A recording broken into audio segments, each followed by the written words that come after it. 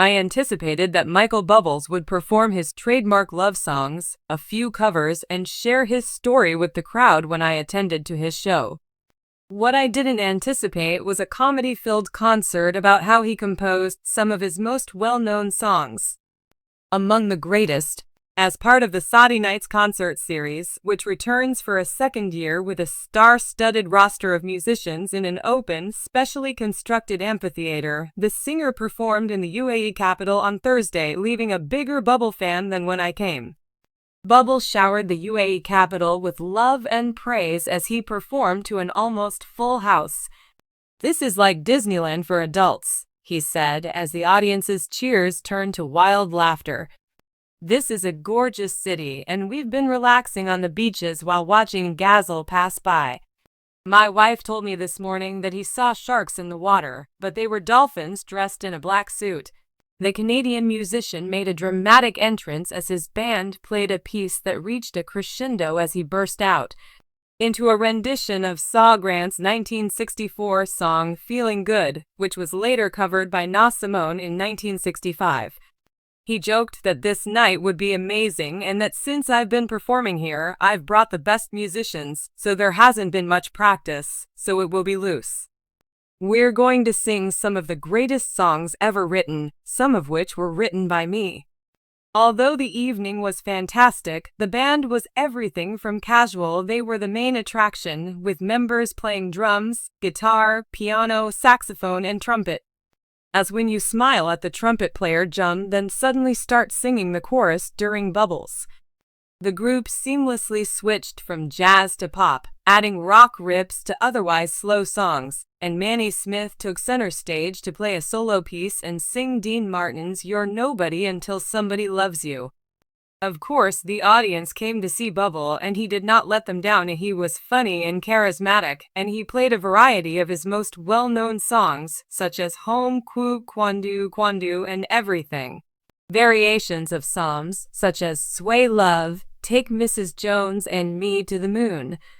He asked the nearly 5,000-person audience, "It's impossible not to be emotional when standing here experiencing the love. Nothing says I love you more than seeing you kill your iPhone batteries for me. I just wasted your time looking at TikToks and Reels, but you love me and I love you back. I would kill all my phone batteries for you," before launching into one of the evening's high points. He moved seamlessly between genres, encouraging the audience to sing along. Despite the fact that several of the songs Buble performed were classic hits, he dedicated the next segment to King Elvis Presley. He played "Fever to Trouble" and "Burning Love," mimicking the legendary performer's lip curl before slowing down the beat for the timeless song "Can't Help Falling in Love."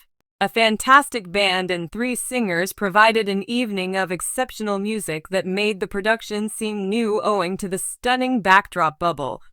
That for many people, the hardest thing to do on a cool evening under the glittering Abu Dhabi skyline was to sit down. When Michael Buffy entered the stage at the Edith Arena, the large venue was transformed into a small jazz club. As the lights went down and the first notes of "Feeling Good" reverberated throughout the arena, the audience erupted in applause. The Canadian musician, known for his velvety voice and charismatic stage presence, brought his signature blend of jazz standards, original hits, and humorous banter to a sold-out audience that spans generations and nationalities. Clad in a classic black tuxedo with a subtle sparkle bubble, he looked like the showman. "Abu, good evening." From the moment he stepped onto the stage, Gabi had the audience in the palm of his hand. Whether he was crooning a timeless ballad or making a joke about his incapacity to handle Abu Dhabi's heat, his charm was irresistible. "Are you ready to fall in love tonight?" he asked with a smile, setting the tone for a night full of music, laughter, and connection. "You know what? You're all very gorgeous. I thought Canada was chilly, but wow," he joked while wiping his forehead dramatically. The set list was a well-crafted tour of Buble's career with nods to the greats that influenced him, so I don't mind perspiring a bit. While his own singles, such as Haven't Met You Yet and Home, had a few rocking in their chairs, classics like Come Fly With Me and The Way You Look Tonight before singing the song Bubbly Drew offered a touching message about the common need for connection, regardless of where you're from or what led you here tonight.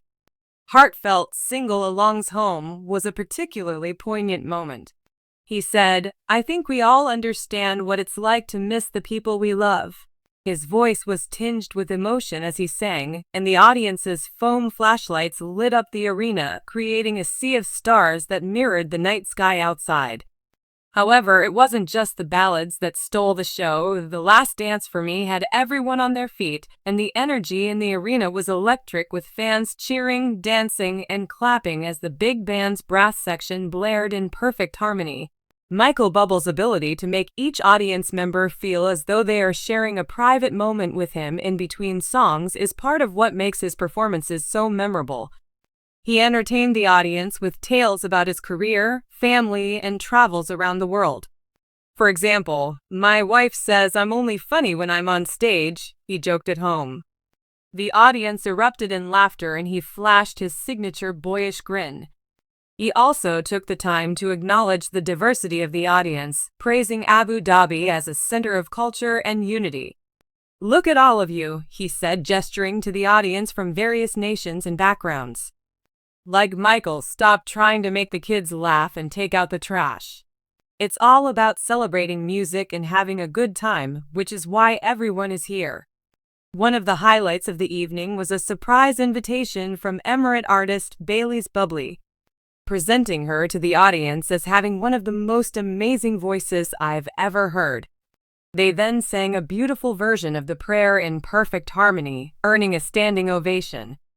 "I've played all over the globe, but this is a moment I'll never forget," an ovation that moved many in the crowd to tears. After then, Effervescence said how affected she was by the teamwork and the audience's reaction. The performance was full with moments that felt quite intimate at one point, pausing the performance to speak to a little child who was carrying a poster that said, "My very first performance before dedicating this song to them forever." Buble brought the boy and his parents to the front of the stage. They spoke for a short while before he said, "This song is for you, buddy," kneeling down to meet the boy's eyes, "and for your parents because they brought you here tonight and made the concert special."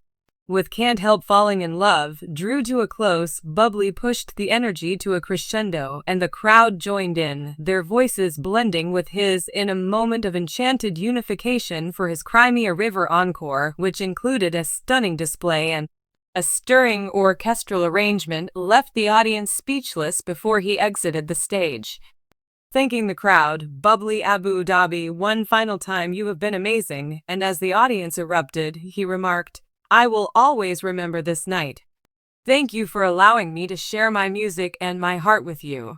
Fans exchanged anecdotes about their favorite moments as the enthusiasm spilled out of the stadium and into the warm Abu Dhabi night, took pictures with the V's dazzling lights, and hummed. Michael Buble's performance was more than just a concert. It was an experience, a celebration of music, humor, and the bonds that unite us for one unforgettable evening.